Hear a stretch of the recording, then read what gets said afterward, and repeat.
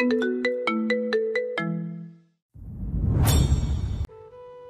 দাদুকে কল করে আমার বিয়ের মিথ্যা নিউজ দিয়েছো, তাই না আমি? সরি স্যার, আপনার দাদু আমাকে বলেছিল আপনি কখন কোথায় যান, কোন মেয়ের সাথে কথা বলেন, কোন মেয়ের সাথে দেখা করেন, সবটা তাকে ইনফর্ম করতে। দাদু তো গুরুজন, গুরুজন মানে সম্মানীয় ব্যক্তি। আমি দাদুর কথা অমান্য করলে দাদুকে অসম্মান করা হতো, তাই তো দাদুকে আপনার সব আপডেট দিই। Good job, carry on. Thank you so much sir. ম্যাডামকে নিয়ে যাই তাহলে? তুমি যাও, আমি সৌন্দর্যময়ীকে নিয়ে আসছি। সৌন্দর্যময়ীকে স্যার? সার্জিস নিজের কাজ ছেড়ে রামিমের দিকে চোখ তুলে তাকাতে রামিম শুকনো ঢোক গিলে আমতা আমতা করে বলল, আমি আসছি স্যার। রামিম যেতে সার্জিস সিজদার পাশে দাঁড়িয়ে সিজদাকে কয়েকবার সৌন্দর্যময়ী বলে ডাক দেয়, কিন্তু সার্জিসের ডাক সিজদার কান অবধি পৌঁছায় না।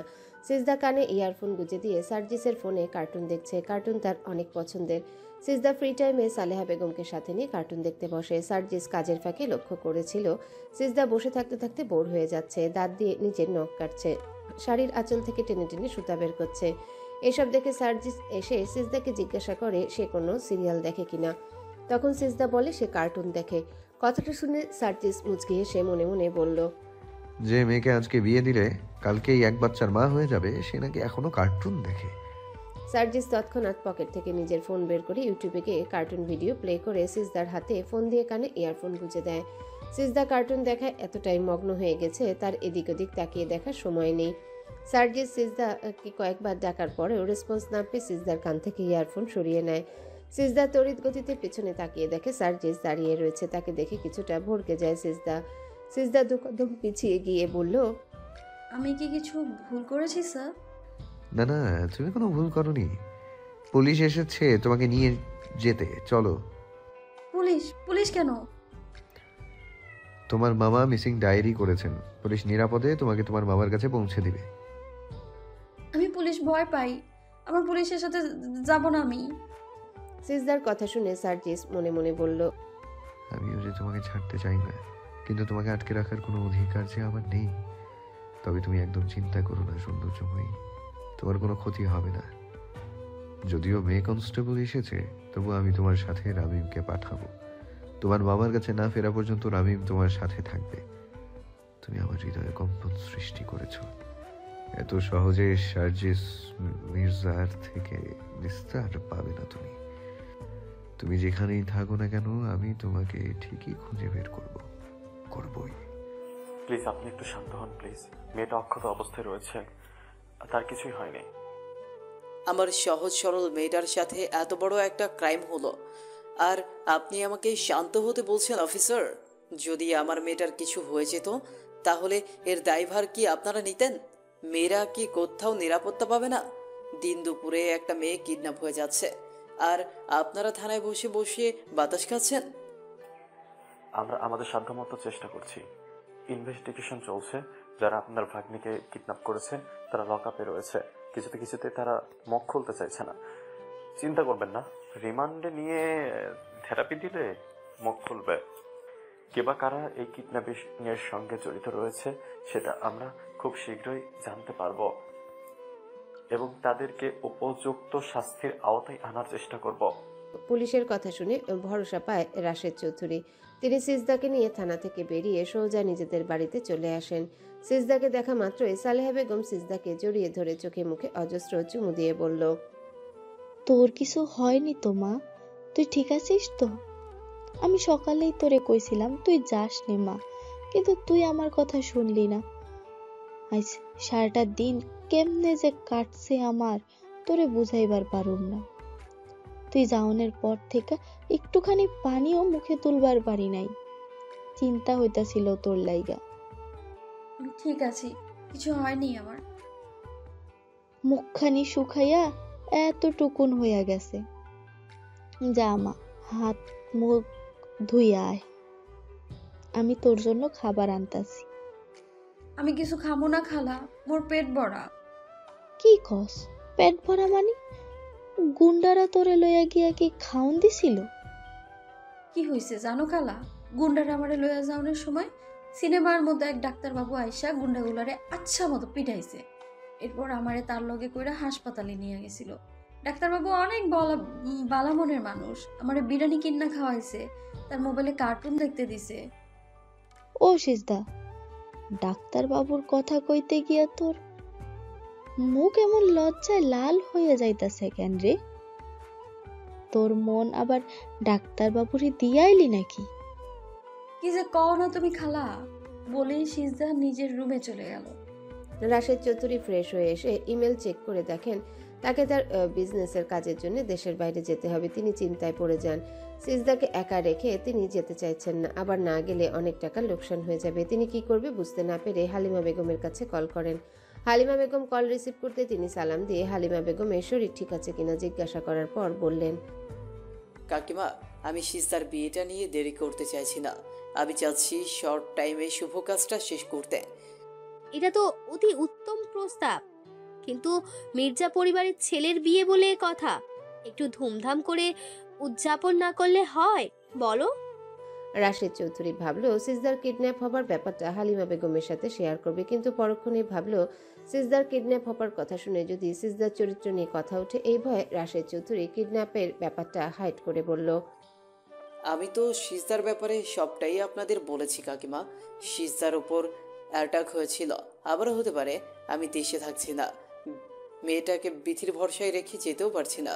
তাই ভাবলাম মেয়েটাকে যদি আপনাদের হাতে তুলে দিতে পারে তাহলে আমি নিশ্চিন্তে থাকতে পারবো। ঠিক আছে, আমি দেখছি কি করা যায়, কিন্তু একটা সমস্যা হয়েছে রাশেদ। আমি সার্জিসকে চিনতে ভুল করেছি।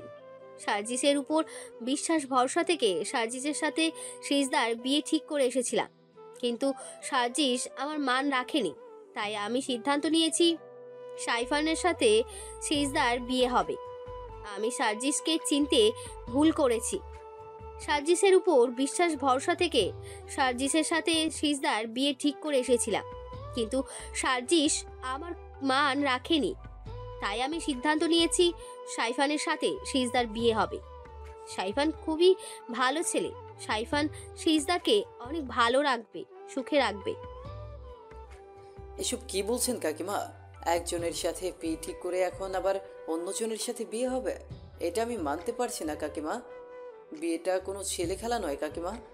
প্রথমত আপনারা ঐশ্বর্যকে দেখতে এসে সিজদাকে পছন্দ করেছিলেন। আমি নিজের মেয়ের সুখের কথা না ভেবে সিজদার সুখের কথা ভেবে আপনার প্রস্তাব মেনে নিয়েছিলাম, কিন্তু এখন আপনি অন্য কথা বলছেন কাকিমা। সিজদা বাবা মা ছাড়া বড় হয়েছে বলে ফেলনা নয়। সিজদা আমার আরও একটা মেয়ে। আমি জানি সিজদা একটা কাঠের পুতুল। সিজদাকে যে যেভাবে নাচাবে সিজদা সেইভাবেই নাচবে। তাই বলে আমি বিবেকহীন হয়ে যাইনি। আমি সিজদার জীবন নিয়ে পুতুল খেলা খেলতে পারি না কাকিমা। মেয়েটা আমার ছোটবেলা থেকে অযত্নে অবহেলায় বড় হয়েছে। আমি চাইলেও কিছু করতে পারিনি। আমাকে মাফ করবেন কাকিমা। আমি সিজদার জীবন নিয়ে ছিনিমিনি খেলতে পারবো না। তুই আমাকে ভুল বুঝছিস রাশেদ। আমিও চাই সিজদা ভালো থাকুক, সুখে থাকুক। তুই তো জানিস সার্জিস একজন নামকরা কার্ডিওলজিস্ট।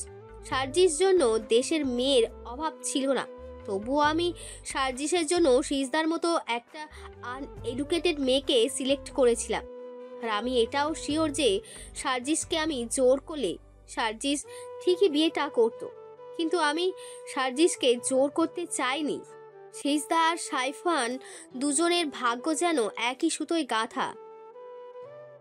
সিজদা যেমন ছোটবেলা থেকে অযত্নে অবহেলায় বড় হয়েছে, তেমনি সাইফানও ছোটবেলা থেকেই অবহেলার পাত্র হয়েছে। সেই জায়গা থেকে সাইফান সিজদার কষ্টটা উপলব্ধি করতে পারবে, যেটা সার্জিস কখনোই করতে পারতো না। আমি সিজদার ভালোর জন্যই এমন সিদ্ধান্ত নিয়েছি। বাকিটা তোর ইচ্ছে। তুই যদি চাস তবে বিয়েটা হবে, না হলে বিয়েটা হবে না।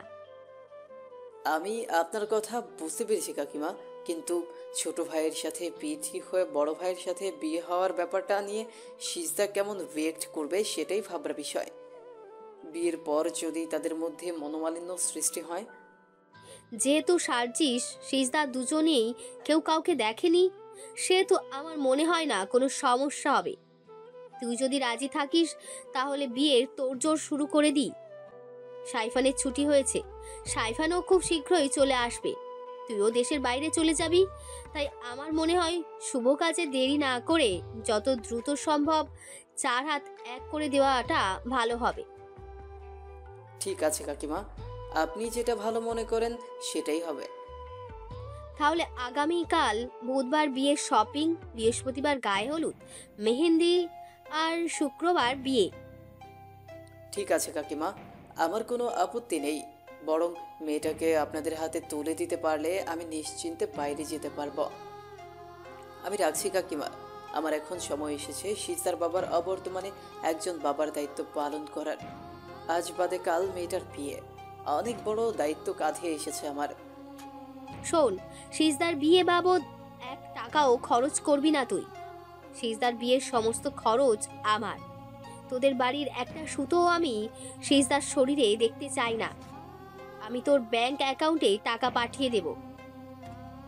এটা আপনি কি বলছেন কাকিমা? আমি সিস্তার মামা, আমার নিজের একটা দায়িত্ব আছে না? মেয়েটার জন্য আমি কিছুই করতে পারিনি কাকিমা।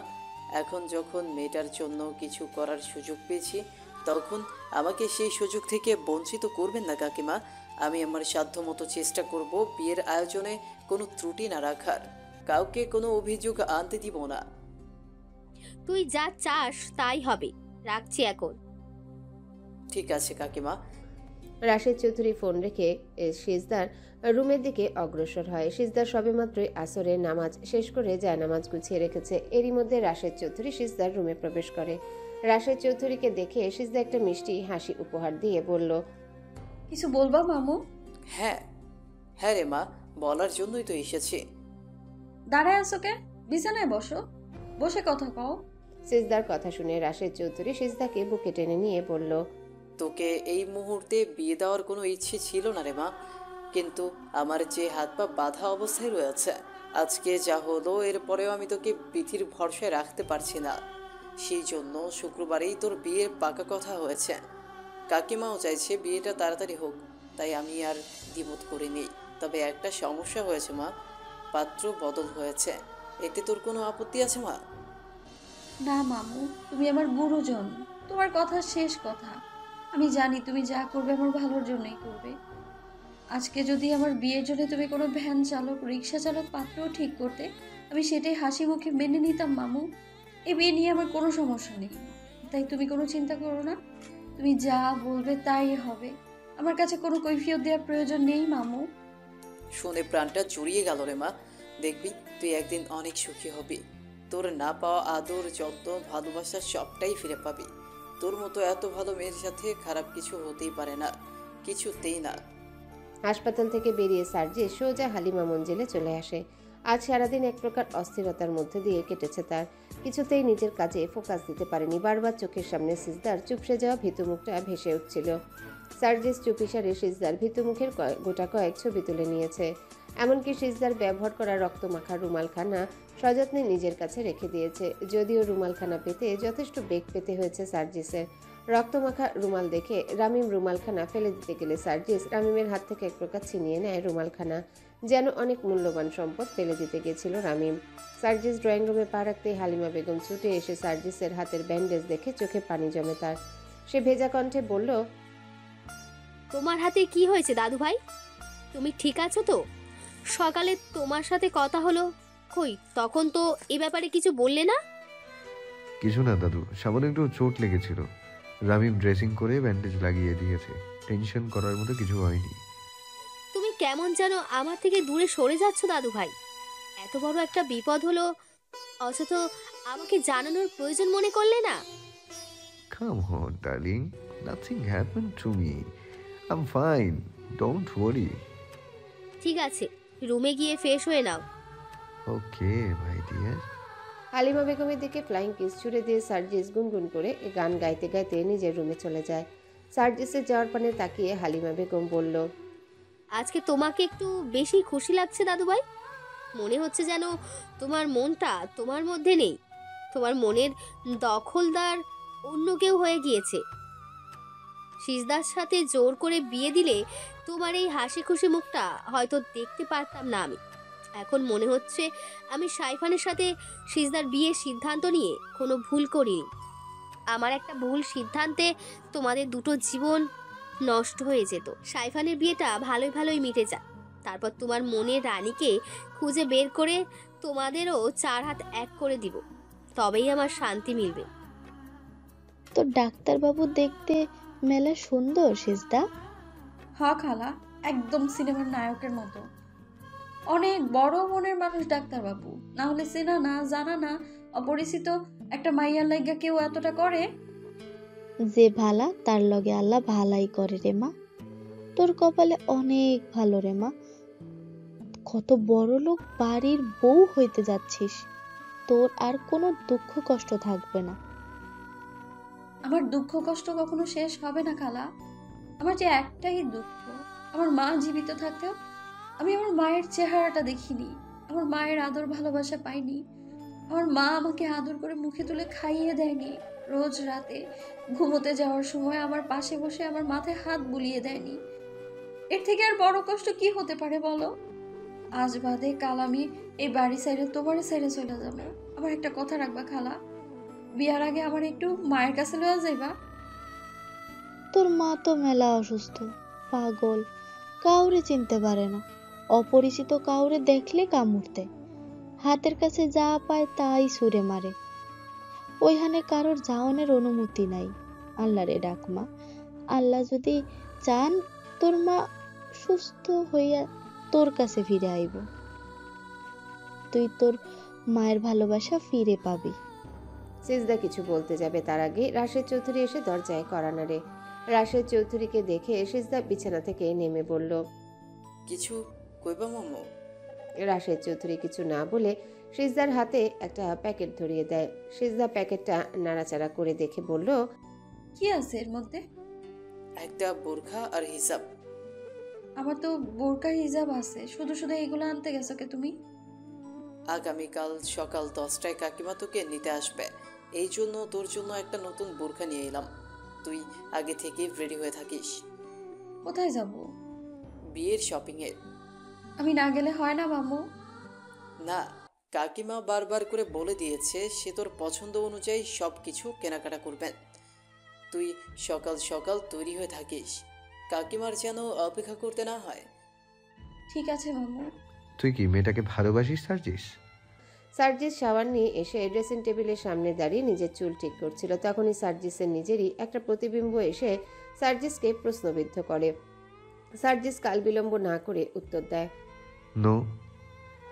কিন্তু তোর চোখ মুখ যে অন্য কথা বলছে সার্জিস। তোর চোখ মুখ দেখেই বোঝা যাচ্ছে তুই তোর মায়াবতীর প্রেমে হাবুডুবু খাচ্ছিস, তাকে অনেক ভালোবেসে ফেলেছিস। একদম রাবিশ কথা বলবে না, বলে দিলাম। মেয়েটাকে চিনি না, জানি না, আজকেই প্রথম দেখা হয়েছে তার সাথে। প্রথম দেখায় ভালোবাসা হয় নাকি? ভালোবাসা হতে দিন, সপ্তাহ, মাস, বছর লাগে না। ভালোবাসা মনের অজান্তেই হয়ে যায়, যেমনটা তোর হয়েছে। তুই মানিস বা না মানিস, এটাই ঠিক যে তুই মেয়েটাকে ভালোবাসিস। তুই লক্ষ্য করেছিস আজকের দিনটা অন্য দিনের থেকে ভালো কেটেছে তোর? তুই আজ সারাদিন উৎফুল্ল হয়েছিলি, মেয়েটার কথা ভাবতেই হার্টবিট বেড়ে গিয়েছে, মুখে হাসি ফুটে উঠেছে, তাকে নিয়ে ভাবতে ভালো লেগেছে। এমনকি তার ব্যবহৃত রক্তমাখা রুমালখানাও নিজের কাছে যত্ন করে রেখে দিয়েছিস। রুমালখানা কখনো ছুঁয়ে দিচ্ছিস, ঘ্রাণ দিচ্ছিস, এসব কি ভালোবাসার লক্ষণ না? বলেই প্রতিবিম্বটা হাওয়ায় মিলিয়ে যায়। সার্জিস রক্তমাখা রুমালখানা বুকের সাথে চেপে ধরে বলল, মেয়েটাকে ভালোবাসি কিনা জানি না, তবে তার সাথে বাকি জীবনটা কাটানোর স্বাদ জেগেছে। তার হাতে হাত রেখে পায়ে পা মিলিয়ে চলতে ইচ্ছে করছে। আমি তো এর আগে কখনো প্রেমে পড়িনি, কোনো মেয়েকে ভালোবাসিনি, তাই বুঝতেও পারছি না আমার এসব ইচ্ছে অভিলাষের নামই কি ভালোবাসা। মেয়েটা একটা চুন্নি, হুট করে এসে আমার মনটা চুরি করে নিয়ে চলে গেল। চুন্নিটার নামে মামলা দেওয়া উচিত ছিল আমার। একা একা কিসব আবল তাবল বকছো ভাইয়া? তোমার রুমে তো তুমি ছাড়া কাউকে দেখতে পারছি না। মেলি কণ্ঠস্বর শুনে সার্জিস পেছনে ফিরে তাকিয়ে দেখে দরজায় তার বোন সামিরা দাঁড়িয়ে রয়েছে। সামিরা তার নিজের মায়ের পেটের বোন না হলেও সামিরাকে সার্জিস অনেক ভালোবাসে। সামিরার সকল আবদার পূরণ করে। সামিরা দেখতে যেমন মিষ্টি তেমনই ব্রিলিয়ান্ট। সামিরা ক্লাস 10-এ পড়ে। সামিরাও ইচ্ছে তার ভাইয়ের মতো নাম করা একজন ডক্টর হবে। সামিরাকে দরজায় দাঁড়িয়ে থাকতে দেখে সার্জিস বলল, দরজায় দাঁড়িয়ে রয়েছিস কেন পাগলি? ভেতরে আয়। তুমি কার সাথে কথা বলছিলে ভাইয়া? সামিরার প্রশ্নে কিছুটা অপ্রস্তুত হয়ে যায় সার্জিস। সার্জিস কি বলবে বুঝতে না পেরে বলল, ফোনে রামিমের সাথে কথা বলছিলাম। ও তাই বলো। আমি আরো ভাবছিলাম আমার নিরামিষ ভাইয়ের জীবনে হয়তো আমিষে সঞ্চার হয়েছে। সামিরার কথা শুনে সার্জিস সামিয়ার কান টেনে ধরে বলল, তবে রে পাখি বুড়ি। উফ ছাড়ো, লাগছে ভাইয়া। সরি। সরি কি ব্যথা বড়ি? সরি লাগবে না আমার, তোমার সরি ধুয়ে তুমি পানি খাও। তাহলে কি লাগবে আমার মিষ্টি বোনটা? আমি তোমার নিজের বোন না বলে তুমি আমাকে একটুও ভালোবাসো না ভাইয়া। এভাবে বলতে পারলি সামিরা? আমি কখনো তোকে তোর ভাইয়ের অভাব বুঝতে দিয়েছি? কখনো বলেছি তুই আমার আপন বোন না? তুই তো আমার কলিজা। তুই আমার 10টা না 5টা না, একটা মাত্র বোন। তোকে ভালো না বাসলে আর কাকে ভালোবাসবো বলতো? একদমই ভালোবাসো না ভাইয়া। যদি ভালোবাসতে তাহলে আগামীকাল যে আমার জন্মদিন সেটা ভুলে যেতে না। সার্জিস সামিরাকে এক হাতে আগলে নিয়ে বলল, আমি আমার মিষ্টি বোনটার জন্মদিনের কথা ভুলে যাব? এটা কি আদৌ সম্ভব? আগামীকাল তোর জন্য সারপ্রাইজ প্ল্যান করেছি। কি সারপ্রাইজ বলো না ভাইয়া? কাঁথি একটা। সারপ্রাইজের কথা বলে দিলে কি সেটা সারপ্রাইজ থাকে বল? বলো না ভাইয়া, কি সারপ্রাইজ রেখেছো? এটা জানতে না পারলে আমার সারা রাত ঘুম হবে না, পেট ব্যথা করবে। কিচ্ছু হবে না, কালকেরটা কালকে দেখতে পাবি। এখন যা, গিয়ে পড়তে বস। ওকে, থাকলাম না বড় লোকের রুমে। সামিরা সার্জিসের রুম থেকে বেরিয়ে আসে, কিন্তু কয়েক কদম পা বাড়াতে বিদ্যুৎ চলে যায়। মুহূর্তে অমানিসা অন্ধকারে ছেয়ে যায় গোটা বাড়ি। সামিরা ফোনের ফ্ল্যাশ জ্বালাতেই আবছা আলোয় ড্রয়িং রুমে একটা পুরুষ অবয়ব দেখতে পায়। লোকটা গুটি গুটি পায়ে ভেতরের দিকে এগিয়ে আসছে। সামিরা ফোনের ফ্ল্যাশ অফ করে মনে মনে বলে, বাড়িতে নিশ্চয়ই চোর ঢুকেছে, কিন্তু এত কড়া সিকিউরিটির মধ্যে চোর কিভাবে বাড়িতে প্রবেশ করলো? আজকে চোরের একদিন কি আমার যতদিন লাগে। সামিরা নিঃশব্দে হেঁটে ড্রয়িং রুমে এসে নিজের ওড়না দিয়ে লোকটার মুখ ঢেকে দিয়ে লোকটাকে জাপটে ধরে চোখ বন্ধ করে চেঁচিয়ে বলে, চোর চোর, বাড়িতে চোর এসেছে। মা, বাবা, ভাইয়া, দাদু, কে কোথায় আছো? তাড়াতাড়ি নিচে আসো, চোর ধরেছি, চোর, তাড়াতাড়ি আসো সবাই। সামিরার চিৎকার শুনে দৌড়ে নিচে আসে সবাই। ততক্ষণে কারেন্ট চলে আসে। বিদ্যুতের আলোয় চোরের অবয়ব দৃশ্যমান হয়। শান্তা মির্জার যেন চোরকে চিনতে অসুবিধা হয় না। শান্তা মির্জা কর্কশ কণ্ঠে বলে উঠলেন, আরে আরে কি করছিসটা কি? এত জোরে চেপে ধরেছিস কেন ছেলেটাকে? ছেলেটার নিঃশ্বাস বন্ধ হয়ে যাবে তো, ছাড় বলছি। না, ছাড়বো না। তুমি আগে ঝাঁটে গোবর মেখে এনে পিটাও চোরকে। আগে চোরকে সেটা দেখে নে, তারপর না হয় পিটাবো। শান্তা মির্জার কথা কর্ণকুহরে প্রবেশ করতে সামিরা তড়িৎ গতিতে চোরের মুখের উপর থেকে ওড়না সরিয়ে দেয়। চোরকে দেখে সবাই যেন আকাশ থেকে পড়ে। সামিরা এক মুহূর্ত দেরি না করে চোরকে জড়িয়ে ধরে বলল, তুমি? What a present surprise! তোমার তো সকালে আসার কথা ছিল, কিন্তু তুমি যে চোরের মতো এন্ট্রি নিয়ে রাতেই আসবে সেটা সত্যি ভাবতে পারিনি। যার জন্য করলাম চুরি সেই বলে চোর? ভেবেছিলাম সোজা তোর রুমে গিয়ে তোকে সারপ্রাইজ দেব, কিন্তু তুই তো আমাকে চোরের উপাধি দিয়ে দিলি। তোর মতো ডাকাত বোন যে বাড়িতে আছে, সে বাড়িতে চোরের ছায়াও পড়তে পারবে না। সরি ভাইয়া, আমি সত্যি বুঝতে পারিনি তুমি বিনা নোটিশে চলে এসেছো। আর চোরেরা এমন চুপি চুপি আসে, তাই তো ভাবলাম বাড়িতে বোধহয় চোর ঢুকেছে। তোমার লেগেছে বুঝি? তুই খুব ভালো করে জানিস আমি একজন ট্রেনিং প্রাপ্ত আর্মি অফিসার। এমন ছোটখাটো আঘাত আমার কাছে কিছুই না। তুমি কিন্তু আগের থেকে অনেক হ্যান্ডসাম স্মার্ট হয়ে গেছো ভাইয়া, চেহারায় গ্লো করছে। শুনেছি বিয়ের আগে নাকি মেয়েদের সৌন্দর্য বেড়ে যায়, কিন্তু এখন তো দেখছি তার উল্টোটা হয়েছে। আমার সে পিচ্ছি বোনটা দেখে অনেক কিছু বুঝতে শিখে গেছে। আমাকে পিচ্চি বলো না ভাইয়া, আমার বয়সী মেয়েদের বিয়ে হয়ে বাচ্চা কাচ্চাও হয়ে গিয়েছে। সামিরার কথায় হো হো করে হেসে ওঠে সাইফান। শান্তা মির্জা এতগুলো বছর পর ছেলেকে দেখে আবেগে আপ্লুত হয়ে যান। তার চোখ ভিজে ওঠে। তিনি গুটি গুটি পায়ে সাইফানের দিকে এসে নিজের শাড়ির আঁচল দিয়ে সাইফানের কপালের ঘাম মুছে দেন। মায়ের আদর পেয়ে শান্তা মির্জার প্রতি সাইফানের সমস্ত রাগ অভিমান দূর হয়ে যায়। সাইফান তড়িৎ গতিতে শান্তা মির্জাকে জড়িয়ে ধরে। শান্তা মির্জাও দুহাতে ছেলেকে আঁকড়ে ধরে বলল, কেমন আছিস বাবুন? খারাপ থাকার কথা নয়, ভালো আছে মা, অনেক ভালো আছে। আমি খুব খারাপ মা, তাই না রে বাবুন? নিজের সুখের জন্য তোর হাত ছেড়ে দিয়েছিলাম। তোকে মায়ের আদর, স্নেহ, ভালোবাসা থেকে বঞ্চিত করে নিজের সুখে শান্তিতে সংসার করছি। এভাবে বলছে কেন আম্মু? সবারই ভালো থাকার অধিকার আছে। তোমার প্রতি আমার পাহাড় সমান অভিযোগ জড়ো হয়েছিল। আমার এই মুখ কখনোই তোমাকে দেখানোর ইচ্ছা ছিল না, কিন্তু যখন জানতে পারলাম বাবা তোমাকে ছেড়ে যাওয়ার পর তুমি কত স্ট্রাগল করেছ, তখন তোমার প্রতি আমার সম্মান ভালোবাসাটা বেড়ে গেছে। তোমার প্রতি কোনো রাগ অভিমান নেই আমার। সাইফানের কথায় দীর্ঘশ্বাস ফেলে শান্তা মির্জা। সাইফান খুব ছোট থাকতে সাইফানের বাবা শান্তা মির্জার সাথে সমস্ত সম্পর্ক ছিন্ন করেন। একটা ডিভোর্সি মেয়েকে আমাদের সমাজের লোকেরা ভালো চোখে দেখে না। শান্তা মির্জার ক্ষেত্রেও তার ব্যতিক্রম হয়নি। বিচ্ছেদের পর তিনি বাবার ঘাড়ে বোঝা হয়ে থাকবেন না বলে চাকরি করার সিদ্ধান্ত নেন। অনেক খোঁজাখুঁজির পর ফারুক মির্জার কোম্পানিতে শেফের চাকরি নেন, কিন্তু যখনই সবাই জানতে পারে যে শান্তা ডিভোর্সি, তখন থেকে ঘরের বাইরে বের হওয়া দায় হয়ে যায় তার। রাত বিরাতে ছেলেপুলে তাদের বাড়ির সামনে ঘুরঘুর করতে শুরু করে, তাদের জানালায় ঢিল ছুঁড়ে মারে। পাড়ার মহিলারা এসে তাকে নানান কথা শুনিয়ে যায়। রাস্তাঘাটে বের হলে বাবার বয়সী পুরুষগুলো তার দিকে লোলুপ দৃষ্টিতে তাকিয়ে থাকে, তাকে কুপ্রস্তাব দেয়। এসব অপমান সহ্য করতে না পেরে শান্তা মির্জার বাবা তার দ্বিতীয় বিয়ের সিদ্ধান্ত নেন। তিনি ফারুক মির্জাকে নিজের মেয়ের জন্য একটা ভালো পাত্র জোগাড় করে দিতে বলেন। ফারুক মির্জারও সেই মুহূর্তে সার্জিসের জন্য একটা মায়ের প্রয়োজন ছিল। সব দিক বিবেচনা করে ফারুক মির্জা শান্তা মির্জাকে বিয়ের প্রস্তাব দেন। শান্তা মির্জা দ্বিতীয় বিয়ে করতে নারাজ ছিলেন। তার একমাত্র ছেলে সাইফানকে নিয়ে বাকি জীবন কাটিয়ে দিতে চেয়েছিলেন, কিন্তু যত দিন যায় তার লড়াই আরো কঠিন থেকে কঠিনতর হতে শুরু করে। এক পর্যায়ে তিনি বাধ্য হয়ে দ্বিতীয় বিয়ে করেন, কিন্তু নাজমা মঞ্জিলে তার ঠাঁই মিললেও সাইফানের ঠাঁই মেলে না। সাইফান বঞ্চিত হয় মায়ের আদর ভালোবাসা থেকে। পুরনো কথা মনে পড়তেই চোখ ভিজে ওঠে শান্তা মির্জার। শান্তা মির্জা সন্তর্পণে শাড়ির আঁচল দিয়ে চোখের পানি মুছে নিয়ে সাইফানকে বলল, লং জার্নি করে এসেছিস, যা বাবুন গিয়ে ফ্রেশ হয়ে আয়। ডিনারে সময় হয়ে গিয়েছে, সবাই একসাথে বসে খাবি। সামিরা, তুই বাবুনকে সার্জিসের পাশের রুমে নিয়ে যা। বাবুনের আসার কথা শুনেই আমি রুম পরিপাটি করে রেখেছি।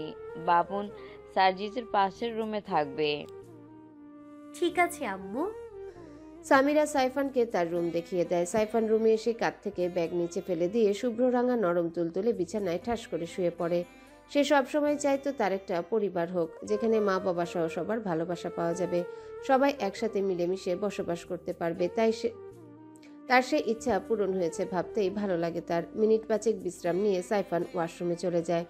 প্রায় 20 মিনিট পর সাইফান শাওয়ার নিয়ে ওয়াশরুম থেকে বের হয়, পরনে সাদা টাওয়েল, শরীরে বিন্দু বিন্দু পানি মুক্তদানার মতো চকচক করছে। সাইফান অতি দ্রুত চেঞ্জ করে নিচে এসে দেখে সবাই ডাইনিং টেবিলে বসে পড়েছে। সাইফান সার্জিসের পাশের চেয়ারে বসে সবার সাথে কুশলাদি বিনিময় করে। শান্তা মির্জা সবাইকে খাবার সার্ভ করে দিলেও সাইফানের প্লেট খালি রাখেন। শান্তা মির্জার এহেন কার্যে মনক্ষুণ্ণ হয় সাইফানের। সাইফান চেয়ার ছেড়ে উঠতে গেলেই শান্তা মির্জা সাইফানের হাত ধরে সাইফানকে চেয়ারে বসিয়ে দিয়ে প্লেটে খাবার নিয়ে সাইফানের মুখের সামনে এক লোকমা খাবার তুলে ধরে। সাইফানও পরম যত্নে শান্তা মির্জার হাত থেকে খাবার নিয়ে চিবোতে থাকে। সাইফান আর শান্তা মির্জার এমন আবেগ ঘন মুহূর্ত দেখে চোখ ভিজে ওঠে সার্জিসের। সার্জিস না খেয়ে প্লেটের মধ্যে হাত ধুয়ে বড় বড় কদমে পা ফেলে নিচের রুমের দিকে অগ্রসর হয়। ডাইনিং টেবিলে উপস্থিত সবাই সার্জিসের এহেন কার্যে হতভম্ব হয়ে যায়। হালিমা বেগম খাওয়া ছেড়ে উঠে এসে সার্জিসের হাত ধরে বলল, খাবার রেখে যেতে হয় না দাদু ভাই, খেয়ে যাও দাদু ভাই। সার্জিস এক ঝটকায় হালিমা বেগমের হাত সরিয়ে নিয়ে বলল, আমার খেতে ইচ্ছে করছে না দাদু, প্লিজ আমাকে জোর করো না। সার্জিস রুমে এসে দরজা বন্ধ করে দেয়। পুরুষ মানুষের নাকি কান্না করা বারণ, কিন্তু সেই বারণ মানতে পারে না। অজানা কষ্টে নিঃশ্বাস ভারী হয়ে আসে, চোখ থেকে পানি গড়িয়ে পড়ে তার। চেহারায় অসহায়ত্ব ফুটে ওঠে, নিজেকে বড্ড একা মনে হয়। সার্জিস নিজেকে কন্ট্রোল করার চেষ্টা করেও পারে না। সে দৌড়ে গিয়ে কাবার্ডে সমস্ত কাপড় ফেলে দিয়ে একটা ছবির অ্যালবাম বের করে তার মায়ের ছবিতে অজস্র চুমুতে ভরিয়ে দিয়ে চোখের পানি ফেলে বলল, কেন আমাকে একা করে চলে গেলে আম্মু? তুমি ছাড়া কেউ কখনোই আমাকে ভালোবাসেনি। বাবা আমার জন্য মা এনেছিল, কিন্তু তিনি কখনো আমার মা হয়ে উঠতে পারেননি। আমার মা হয়ে ওঠার থেকে মির্জা বাড়ির বউ হয়ে ওঠার বেশি আকাঙ্ক্ষা ছিল তার। জানো মা, সে কখনোই আমাকে তোমার মতো আদর করেননি, আমাকে ভালোবাসেননি। আজকে যখন তিনি সাইফানকে নিজের হাতে খাইয়ে দিচ্ছিল, আমার ভেতরটা জ্বলে পুড়ে ছারখার হয়ে যাচ্ছিল। তোমার কথা বড্ড মনে পড়ছিল। হুটহাট তোমার অনুপস্থিতি অনেক পীড়া দেয় আমাকে মা, আমি সহ্য করতে পারি না মা। সার্জিস ব্যালকনিতে এসে আনমনে আকাশের দিকে তাকিয়ে থাকে। সে রাতটা নির্ঘুম কেটে যায় সার্জিসের। সাইফানের সাথে দেখা করবি সিজদা? তুই যদি চাস তোর আর সাইফানের দেখা করার ব্যবস্থা করে দিতে পারি। নিজেদের মধ্যে কথা বলে নিতে পারবে। না মামু, এসবের কোনো প্রয়োজন নেই। যার সাথে সংসার করবি তাকে বিয়ের আগে একটা নজর দেখবি না? তুমি তো দেখছো, আমার আর গোটা করে দেখানোর দরকার নাই মামু। আমি সাইফানকে সরাসরি দেখিনি, ফোনে সাইফানের ছবি দেখেছি। তোকে তো বলাই হয়নি, সাইফান একজন আর্মি অফিসার। গায়ের রং একটু চাপা হলেও একজন সুদর্শন পুরুষ। তুই নিজে চোখে দেখ। রাশেদ চৌধুরী নিজের ফোন থেকে সাইফানের ইউনিফর্ম পরা একটা ছবি সিজদার সামনে রেখে বলল, যেমন হয় হোক, এইসব নিয়ে আমার কোনো সমস্যা নেই মামু। রাশেদ চৌধুরী কিছু বলার আগে বিথি চৌধুরী বলল, সমস্যা থাকার তো কোনো কথা না সিজদা। বড়লোক বাড়ির বউ হবি, তোর চোখ তো এখন বড় বড় হয়ে গেছে, সাথে নির্লজ্জ বেহায়াও হয়ে গিয়েছিস। মামার সাথে নির্লজ্জের মতো বিয়ের ব্যাপার নিয়ে আলোচনা করছিস। ছি সিজদা, ছি। এই কাজটা তো তোমার করার কথা ছিল, কিন্তু না, তুমি তো হিংসায় জ্বলে পুড়ে ছারখার হয়ে যাচ্ছ। সিজদার এত ভালো পাত্রর সাথে বিয়ে হচ্ছে, এটা তুমি কিছুতেই মানতে পারছো না। তুমি চেয়েছিলে কোনো দারোয়ান বা ড্রাইভারের সাথে সিজদার বিয়ে দিতে, কিন্তু যখন দেখলে তোমার সেই চাওয়া পূরণ হয়নি, তখন থেকেই তোমার চোখ ঝুলছে। আর মাত্র কালকের দিনটা, পরশুদিন মেয়েটা চলে যাবে। তাই দয়া করে এই 2টা দিন অন্তত মেয়েটার সাথে একটু ভালো ব্যবহার করো। সিজদাকে বাড়ির কাজের মেয়ে না, নিজের মেয়ের চোখে দেখো। কোথায় আগরতলা আর কোথায় খাটের তলা? কার সাথে কার তুলনা করছো তুমি? আমার মেয়ের নখের সমান যোগ্যতাও তোমার বোনের মেয়ের নেই। আসলে আমি একজন মেরুদণ্ডহীন পুরুষ মানুষ, আমার উচিত। বাকিটা বলতে দেয় না সিজদা। সিজদা রাশেদ চৌধুরীকে থামিয়ে দিয়ে বলল, থাক না মামু, আমার জন্য শুধু শুধু তোমরা নিজেদের মধ্যে ঝগড়া করো না। সিজদার কথা যেন বিথি চৌধুরীর কাছে কাটা ঘায়ে নুনের ছিটা দেওয়ার মতন মনে হলো। সে সিজদাকে ধাক্কা দিয়ে ফেলে দেয়, যার দরুন খাটের কোণার সাথে আঘাত লেগে সিজদার কপাল থেকে রক্ত বেরিয়ে আসে। সেদিকে খেয়াল নেই বিথি চৌধুরী। তিনি সিজদার দিকে ক্ষিপ্ত হয়ে এসে বলল, আমাদের মধ্যে যখনই কোনো ঝামেলা হয় সেটা তোকে ঘিরেই হয়, তুই যত অশান্তির কারণ। রাশেদ চৌধুরী সিজদার কপাল দিয়ে রক্ত বের হতে দেখে দৌড়ে এসে সিজদাকে নিচ থেকে তুলে নিয়ে খাটের উপর বসিয়ে দেয়। এদিক ওদিক ফার্স্ট এড বক্স খুঁজে না পেয়ে দৌড়ে নিজের রুমে ফার্স্ট এড বক্স নিতে ছুটে আসেন। রাশেদ চৌধুরীকে বিচলিত হয়ে সিজদার রুম থেকে বেরিয়ে যেতে দেখে সালেহা বেগম তড়িৎ গতিতে সিজদার রুমে প্রবেশ করে। সিজদাকে রক্তাক্ত অবস্থায় দেখে সালেহা বেগমের কলিজা মোচড় দিয়ে ওঠে। সালেহা বেগম কি করবে বুঝতে পারে না। তাকে বিচলিত হতে দেখে সিজদা বলল, আমার কিছু হয়নি খালা, সামান্য একটু কাইটটা গেছে, তুমি চিন্তা করো না তো, ঠিক হয়ে যাইবো। তোর কপাল ফাইটটা তো রক্ত বাইর হইতাছে, তোরে ডাক্তারের কাছে লইতে হইব। ডাক্তারের কথা বলতে সিজদার চোখের সামনে গায়ে সাদা অ্যাপ্রন, গলায় স্টেথিস্কোপ ঝোলানো সার্জিসের গম্ভীর থমথমে চেহারাটা ভেসে ওঠে। সার্জিসের কথা মনে পড়তে সিজদার অজান্তেই নিজের মুখে হাসি ফুটে ওঠে। সকাল 9টা, হালিমা মঞ্জিলের সব সদস্যরা ব্রেকফাস্টের জন্য ডাইনিং টেবিলে বসে পড়েছে, কিন্তু সার্জিসের দেখা নেই। সার্জিসকে না পেয়ে হালিমা বেগম সার্জিসের রুমে এসে দেখে সার্জিস হসপিটালে যাওয়ার জন্য তৈরি হচ্ছে। হালিমা বেগমকে দেখে সার্জিস হাত ঘড়ি পড়তে পড়তে বলল, বাইরে কেন, ভেতরে এসো বিউটিফুল লেডি। নিচে সবাই ব্রেকফাস্ট করছে, তুমি এখনো নিচে যাওনি কেন? আমি নিচে যাইনি সেটারও খেয়াল করেছো তুমি? আমাকে নিয়ে ভাবার সময় আছে তোমার? এভাবে বলছো কেন দাদু ভাই? আমার জন্য কখনোই কারোর কোনো সময় ছিল না দাদু। মা যাওয়ার পর বাবা যেন বড় হয়ে গেল। আমি কখন কোথায় যাই, কি করি, কি খাই না খাই, সেগুলো দেখার সময় ছিল না তার। সে তার বিজনেস নিয়ে ব্যস্ত থাকতো সব সময়। বাবা মনে করতো টাকাই সব। আমাকে লাখ লাখ টাকা দিত, অথচ আমি ছিলাম ভালোবাসার কাঙাল। ভেবেছিলাম আর কেউ আমাকে ভালো না বাসলেও আমার দাদু আমাকে ভালোবাসে, কিন্তু তুমিও আমাকে ভালোবাসো না দাদু। আসলে মা ছাড়া আমাকে কখনোই কেউ ভালোবাসেনি। যদি ভালোই বাসতে আমি তোমার একটা কথার অবাধ্য হবার জন্য আমাকে এভাবে দূরে ঠেলে দিতে পারতে না। এখন তোমার কাছে আমার থেকেও সাইফানের মূল্য অনেক বেশি দাদু।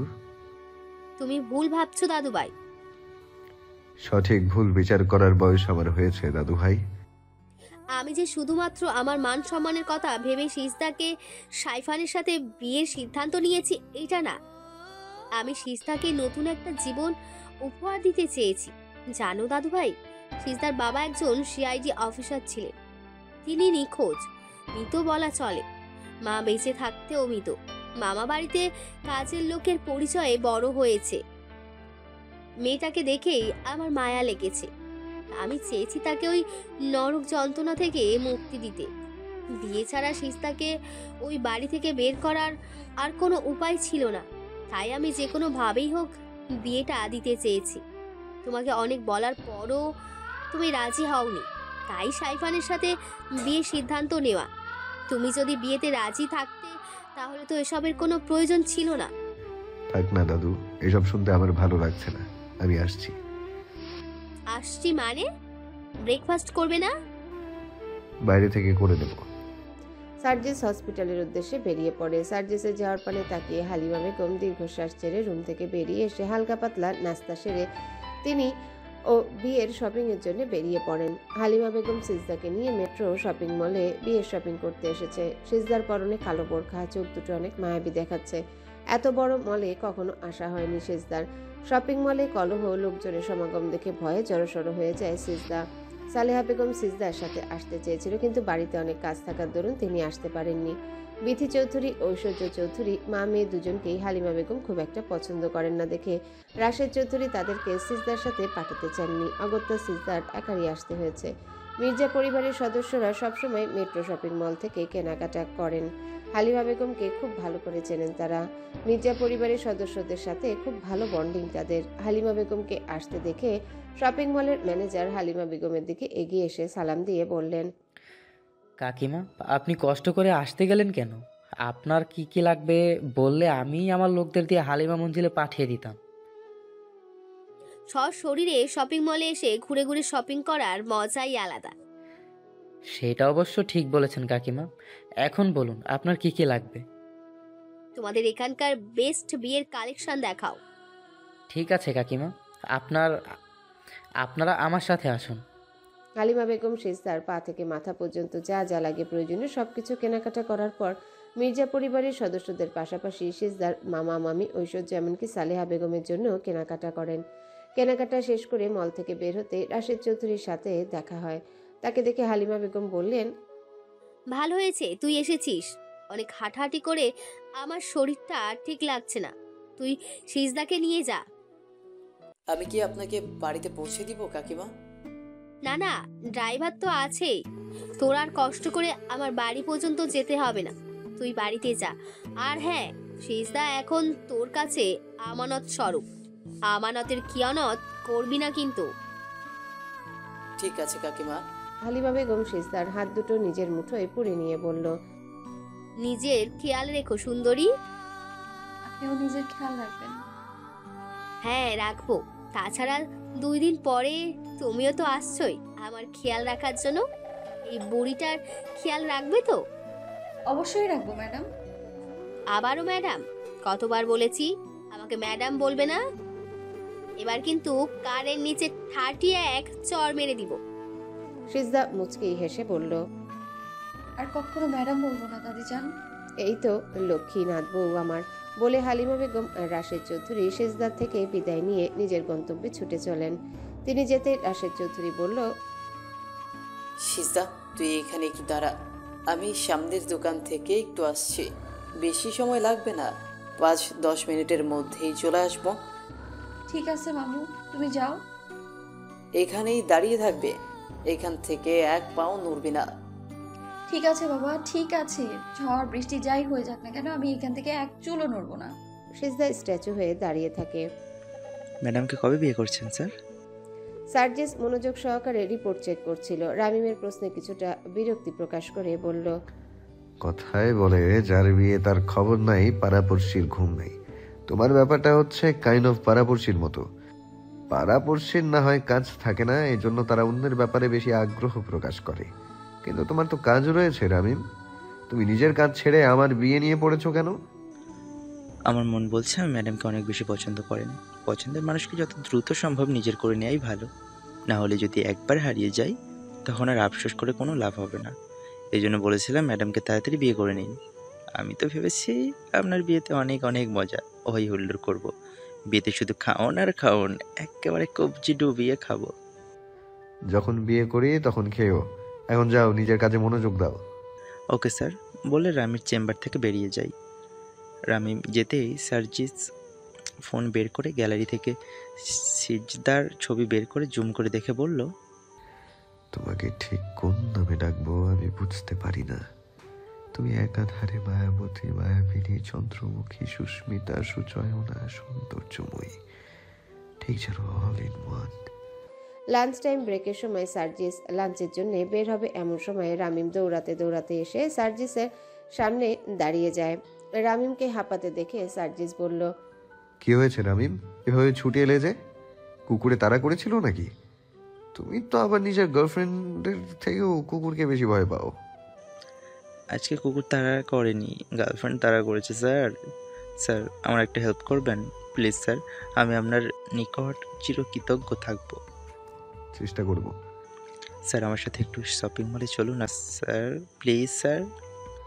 Sorry Ramim, I don't have time. Sir please চলুন না, আজকে আমার গার্লফ্রেন্ডের জন্মদিন, কিন্তু কাজের চাপে আমি সেটাও ভুলে গিয়েছিলাম। এখন গার্লফ্রেন্ডকে খুশি করাতে না পারলে আমাদের ব্রেকআপ হয়ে যাবে স্যার, প্লিজ স্যার চলুন না।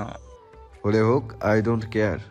সার্জিসের কাটকাট উত্তরে মুখ চুপসে যায় রামিমের। রামিমের চুপসে যাওয়া মুখখানি দেখে সার্জিসের ঠোঁটের কোণে হাসির রেখা ফুটে ওঠে। সার্জিসকে হাসতে দেখে রামিম বলল, নিজে তো কখনো প্রেম করতে পারেননি, এই জন্য আমি চাইছেন না আর আমার প্রেমটা টিকে থাকুক। আমার ব্রেকআপ প্রার্থনা করছেন আপনি। তুমি এত করে যখন বলছো তখন আর না গেলে হয় না। আফটার অল গিফটটা তো আমার বোনের কাছেই যাবে, তাই না রামিম? সার্জিসের প্রশ্নে হতবাক হয়ে গেল রামিম। কপালে বিন্দু বিন্দু ঘামের সৃষ্টি হলো। রামিম তোতলাতে তোতলাতে বলল, এসব কি বলছেন স্যার? আপনার বোনের কাছে যাবে মানে? কে আপনার বোন? আমি তো আপনার বোনকে চিনিই না। মিথ্যা কথা বলে লাভ নেই রামিম, আমি জানি সামিরা আর তুমি একে অপরকে ভালোবাসো। প্রায় 2 বছরের রিলেশনশিপ তোমাদের, কিন্তু তোমরা দুজনেই ভুল পথে পা বাড়িয়েছো রামিম। আমি জানি না তোমাদের ভালোবাসার শেষ পরিণতি কি হবে। সামিরা না হয় বাচ্চা মেয়ে, বুঝতে পারিনি, ভুল পথে পা বাড়িয়েছে, কিন্তু তুমি তো অ্যাডাল্ট পারসন, তুমি জেনে শুনে এমন ভুল কিভাবে করতে পারলে রামিম? মন দেয়া নেওয়া কি আর ধনী গরিব টাকা পয়সা দেখে হয় স্যার? হ্যাঁ মানছি যে আমি আপনার একজন অ্যাসিস্ট্যান্ট, অনেক টাকা পয়সা নেই আমার, কিন্তু স্যার বিশ্বাস করুন আমি সামিরাকে অনেক বেশি ভালোবাসি। দুটো মনের মিল, দুজনের মধ্যে ভালো বন্ডিং, বন্ধুত্বপূর্ণ একটা সম্পর্ক।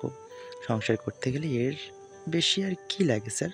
আমি সামিরাকে অনেক ভালো রাখবো, সুখে রাখবো।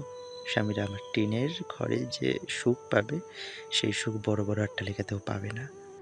আমি আমার দিক থেকে সর্বোচ্চ চেষ্টা করব তোমাদের 4 হাত এক করে দেওয়ার, but I don't know how successful I can B.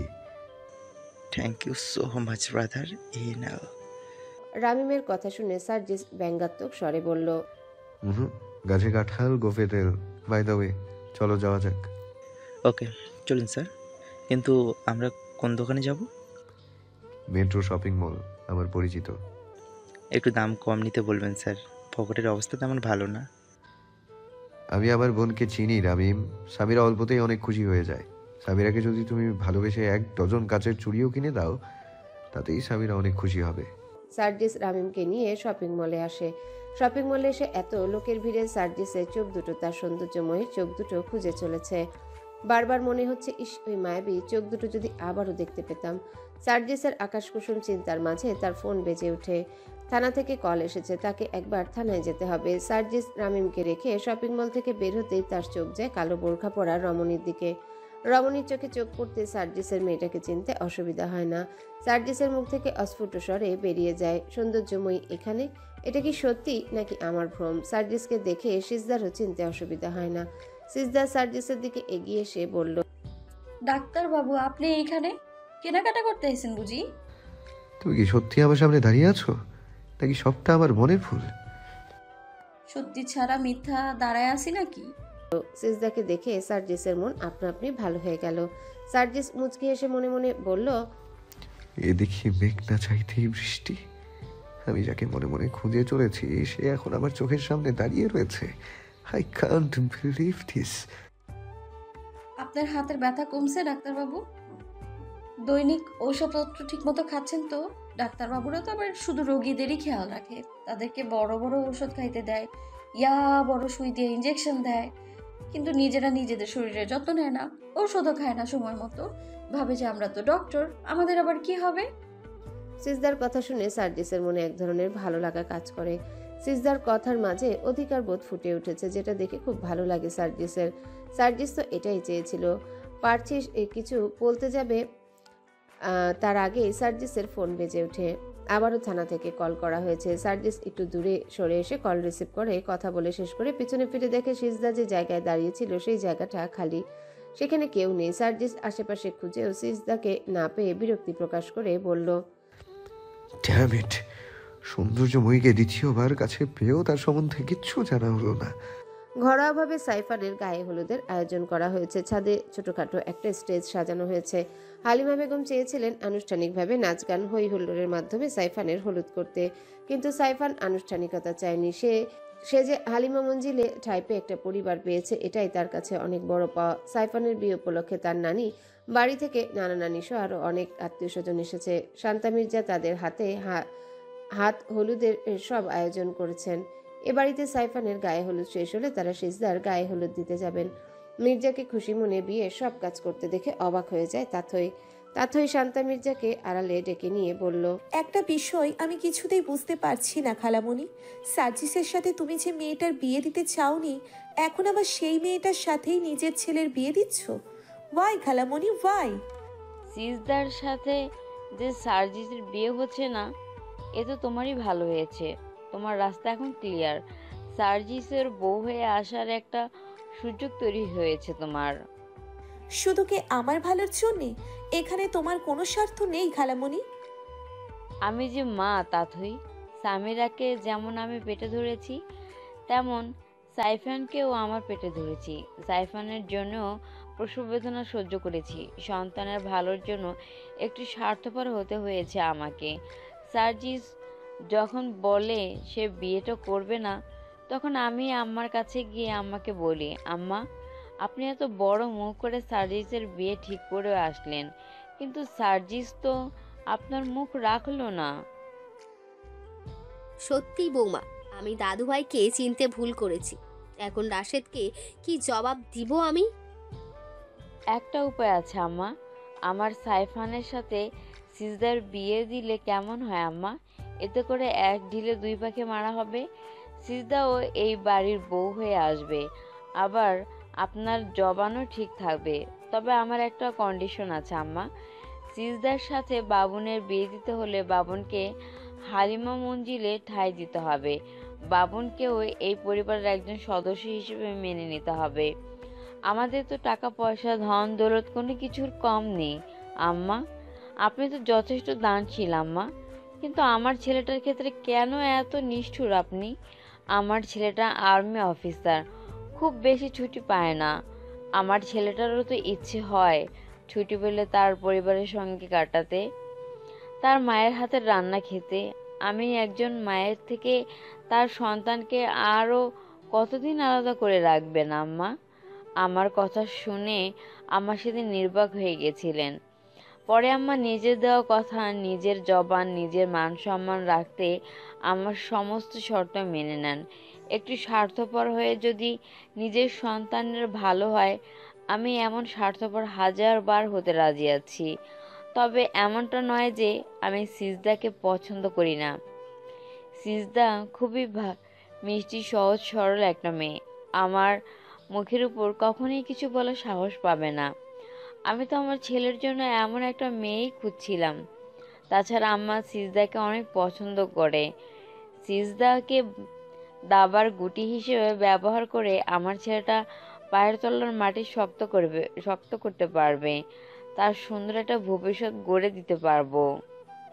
তোমার পেটে পেটে এত বুদ্ধি আছে, জানা ছিল না খালামণি। তোমাকে দেখে মনে হয় তুমি ভাজা মাছটা উল্টিয়ে খেতে জানো না, অথচ তুমি যে কাঁচা মাছ চিবিয়ে চিবিয়ে খাচ্ছ সেটা কেউ বুঝতেই পারছে না।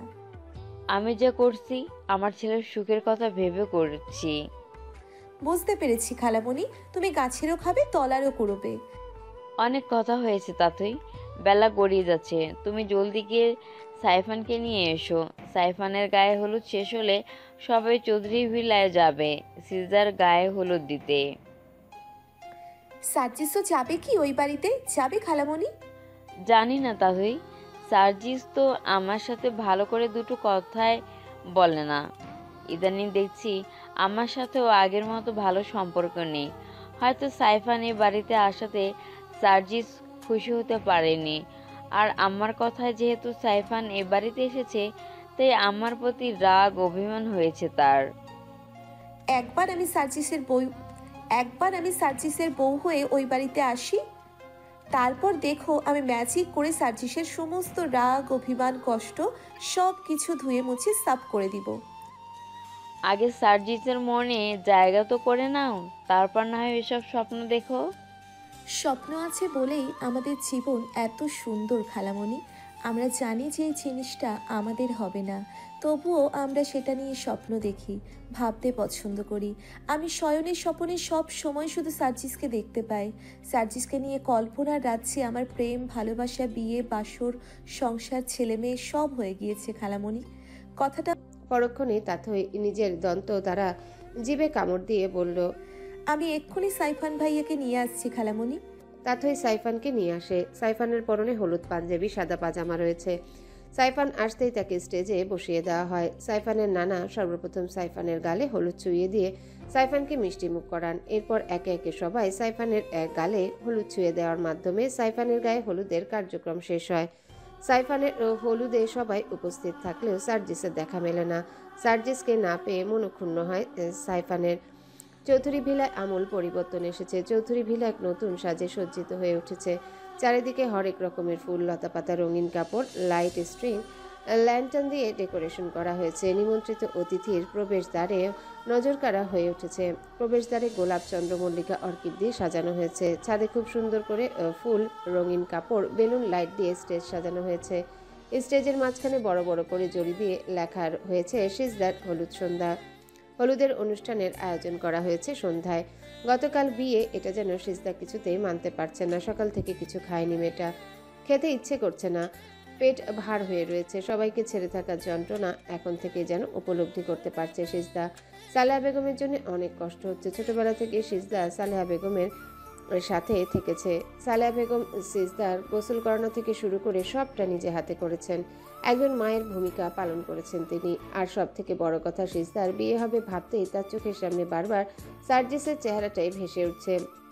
তার জন্য চিন্তা হচ্ছে, তার হাতের কি অবস্থা জানতে ইচ্ছা করছে। গতকাল শপিং মলে যখন সার্জিসের সাথে তার দেখা হয়, সিজদার অজান্তেই তার মুখে হাসি ফুটে ওঠে। কিন্তু সিজদা ভালো মন্দ কিছু জিজ্ঞাসা করার আগে সিজদার মামা এসে যায়। সার্জিস তখন ফোনে কথা বলায় ব্যস্ত ছিল, যার দরুন সিজদা তাকে বলে আসতে পারে না। তবে বাড়িতে এসে বারবার সার্জিসের কথা মনে পড়ছিল, যার নামটা পর্যন্ত জানে না।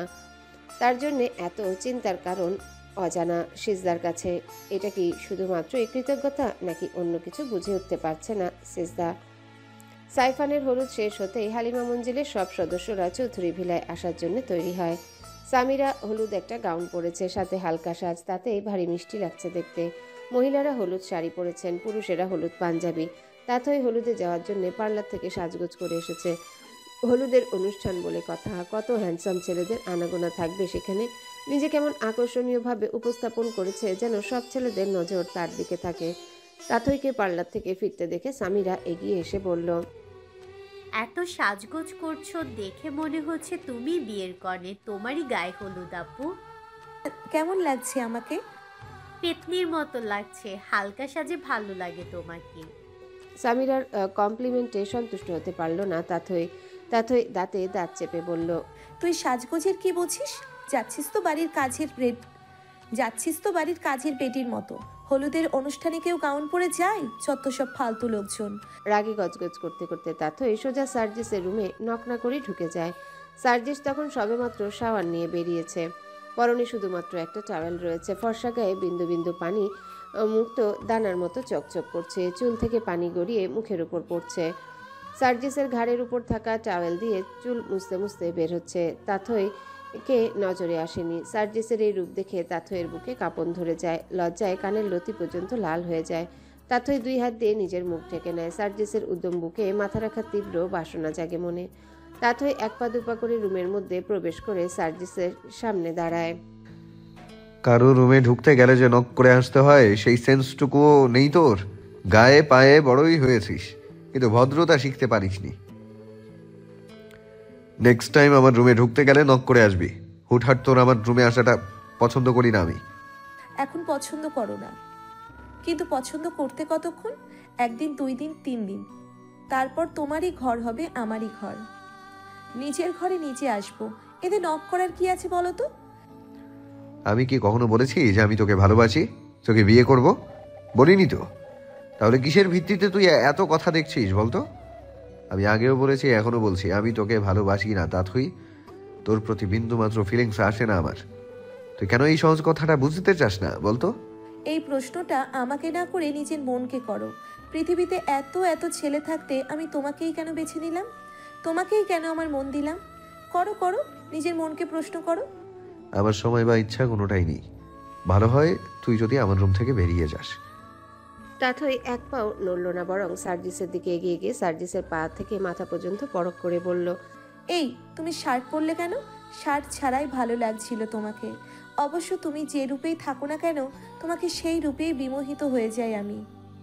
Stop all this nonsense, you are crossing your limit. তোমার মতো চকলেট বয়কে দেখলে যে কোনো মেয়েই লিমিট ক্রস করতে বাধ্য হবে।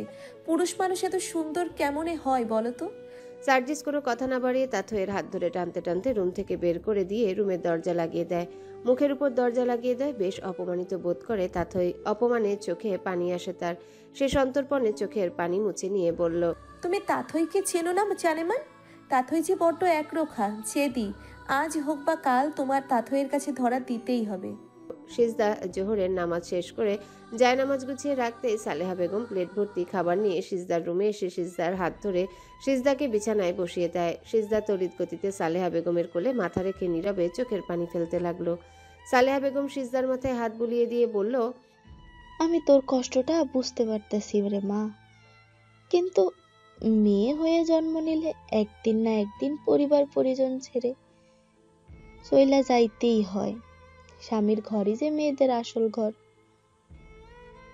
তোর কপাল ভালা যে এমন ভালা একটা পরিবারের বউ হয়ে যাচ্ছিস। গ্রামের বেডিরা একখান কথা কয়, মাইয়া গো বিয়ার ক্ষেত্রে হয় বর না হয় ঘর দেখতে হয়, কিন্তু তুই তোর ঘর বর দুইটাই ভালা পাইছস মা।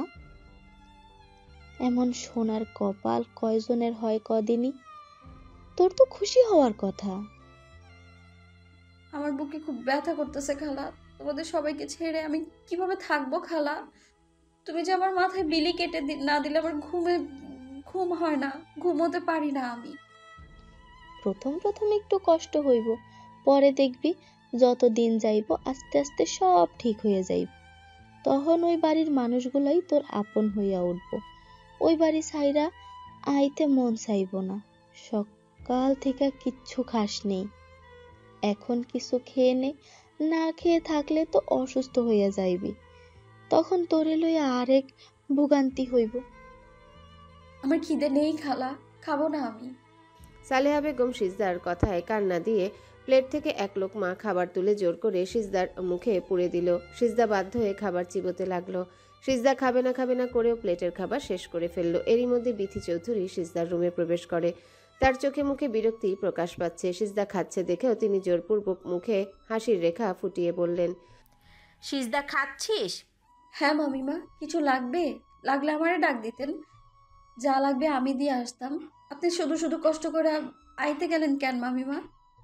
আমার প্রয়োজনে এখানে আসিনি, এসেছি তোর প্রয়োজনে। হালিমা বেগম পার্লার থেকে লোক পাঠিয়েছে, মেয়েরা ড্রয়িং রুমে অপেক্ষা করছে তোর জন্য।